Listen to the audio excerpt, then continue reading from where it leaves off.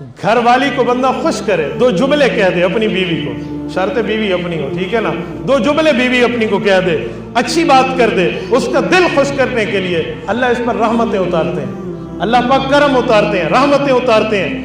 میری ایک اپنی کارگزاری سناتا ہوں۔ میرے ایک شاگرد ہیں، نام لیے بغیر کہتا ہوں، مجھے آ کے کہنے لگے کہ میری گھر والی مجھے بہت اصرار کرتی ہے، ٹی وی لا کر دو، کیبل لگوا دو، ٹی وی لگا کر دو، تو میں کیا کروں؟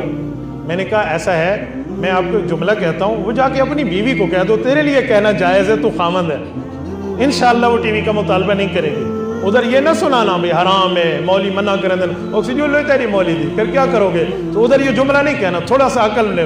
کہتے کیا کہوں؟ میں نے کہا اپنی بیوی سے جا کر کہو اللہ نے مجھے اتنی حسینہ جمیلہ بیوی عطا فرمائی ہے جو تجھے دیکھے، اس کو کسی اور کے دیکھنے کی کیا ضرورت ہے؟